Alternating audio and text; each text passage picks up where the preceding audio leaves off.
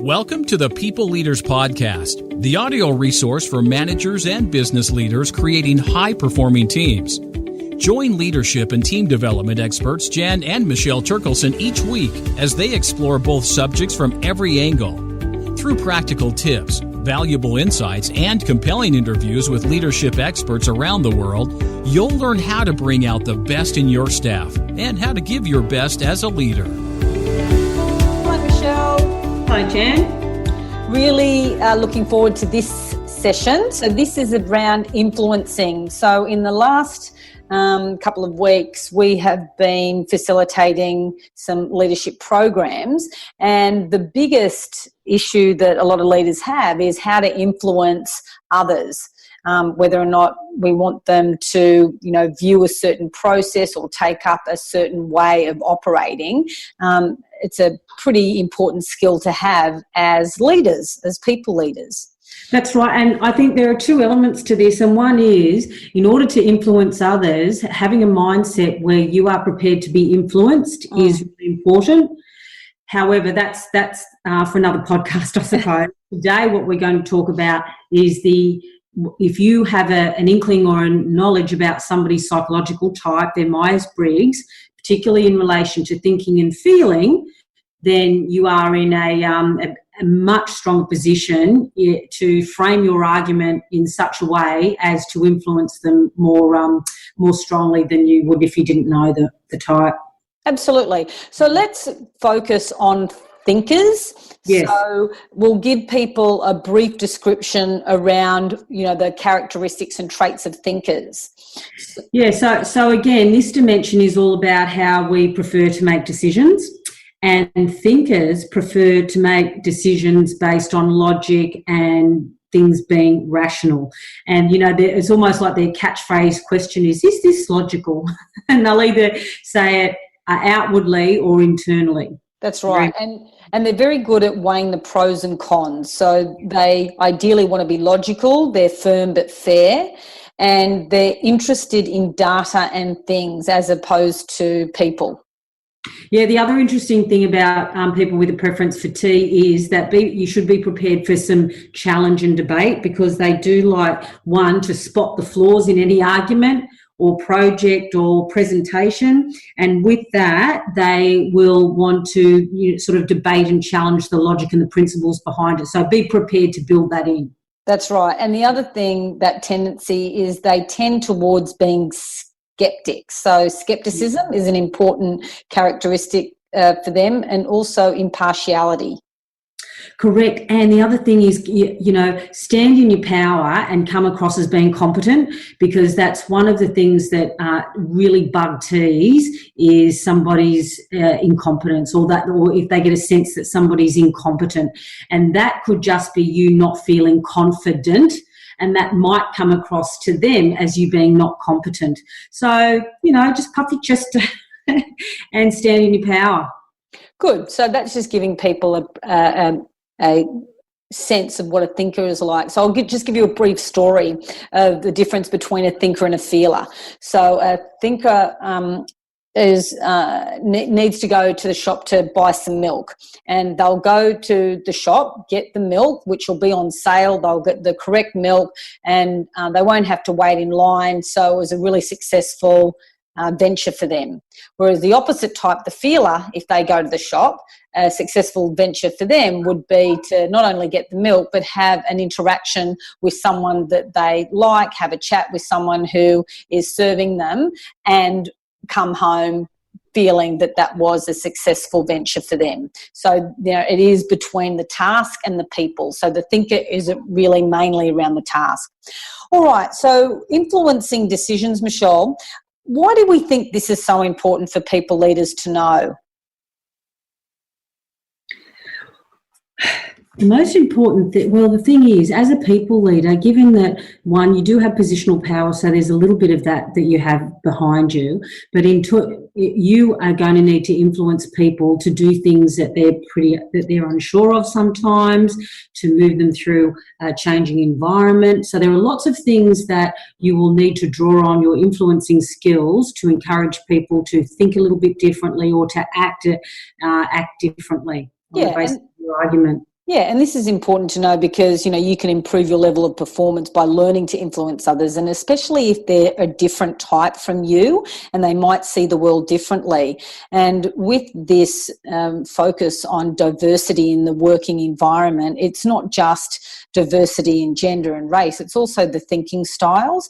And this diversity really does lead to innovation and creativity, and it means that, they are going to see the world differently than you, or perhaps even prioritise things differently. So it is going to be important to have that skill. Yeah, and that's a good point, Jan, this cognitive diversity. Cognitive diversity is something that you actually can't see. However, you can uncover through questioning and spending time with someone. And what the research is saying is that teams reach a much better decision in, solving a problem or, finishing a project when there is a diversity in thinking styles, which is just another word for cognitive diversity. But pretty important. So why don't they already know it or do it already, Michelle? Why don't they already know it or do it already? The reason that they don't know it or do it already is because we're habitual beings. And so I think we just fall into old patterns. And if I can be influenced using the way that, I like to look at the world, surely other people can see the logic or the approach that I'm taking as being, simpatico with the way that they see the world. And life will be different once they implement these tips. How do you think that'll be? What will life be like for them? Repertoire, Jan. That's at the end of the day, just gives them more things to draw on. That's right. And it's also that it's important for them to be mindful to present information or an idea in a different way so that the message is going to be fully received, and they'll learn to develop a persuasive communication style that really takes into consideration the information or delivery style required by the other types. So if you are wanting to influence someone, try not to just go by the seat of your pants. Sometimes a little bit of discernment and planning is going to go a long way. So shall we start with tip number 1? So tip number 1, present objective, measurable, evidence-based criteria. So for any decision to be made, you want to make sure that it's backed up by facts. And how you do that, or what makes it work, is you make a list. You highlight the pros and the cons, and you also prioritise the list and explain why it is a priority. An example of someone applying it, perhaps, when you're trying to influence someone to buy into a new process at work and they have to make a decision as to whether or not they can actually apply it to their team. Don't just refer to someone else using it in another organisation. They actually want physical, factual evidence as to why it works. So it's around time, cost, money is going to be an important influencer for them. Mm-hmm. All right, I suppose the other tip, Jan, is, and this is leading on from your point about being ready to address sort of the pros and cons of your position, and that's because that is something that the T's will do. They'll point out what is wrong. So be prepared, as we said before, be prepared for an argument, be prepared to have the negative aspects of your proposition pointed out by them. Better still, you point them out first and show how you can get around them, or how they're not, valid for this approach that you're taking. Yeah. An example of someone applying it, I think it's just pointing out those pros and cons for each choice that you make. And I think an important consideration is, like when you shouldn't apply this, I think it's important not to apply it in a highly emotional cases, when you're laying people off or there is redundancy. There is definitely more to consider than just, time, cost, money. Mm-hmm. It is culture, impact, reputation. Okay. All right. So tip number 3. Well, the other thing for thinking types is that the overarching principle will be important to them. And so it's almost like identify what the principle is and then just show the criteria that supports that principle. So that's what they will be looking for. It's that logical internal consistency. So what is the principle that you're applying and what is the criteria that supports that principle? That will be really important to them. So again, Sorry, Jen, you were going to say something? No, but show the objective criteria first before moving on to any other issue around values-based criteria. And I think it's important, that consistent approach. Yeah. So an example of someone applying this is perhaps when they're presenting information, you need to have that visual and logical consistency. So a standard look, format and feel to what it is that you're presenting. Good.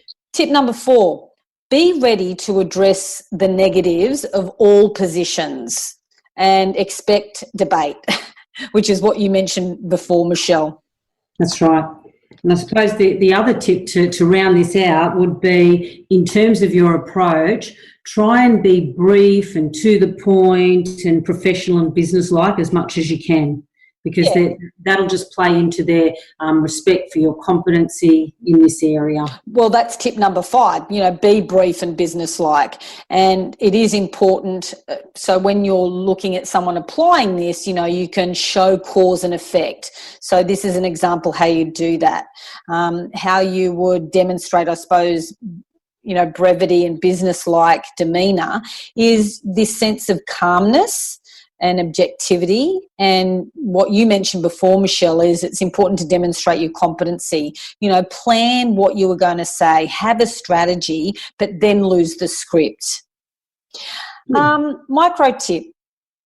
I think factoring in the impact on people is logical, even though people and their emotions are not always going to be logical. And for thinkers, that is going to be a consideration for them. You actually have to give a logical explanation or a reason why they're going to do something. Good.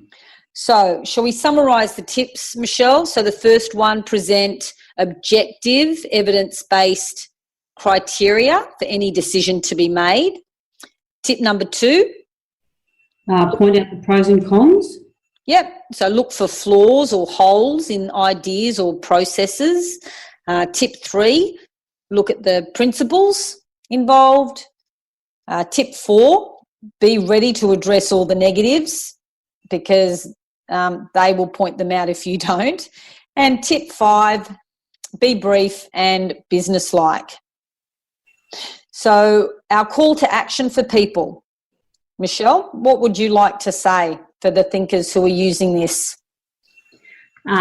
Be mindful that potentially 50% of the other people that are in your group are not going to have the same style as you, so be prepared.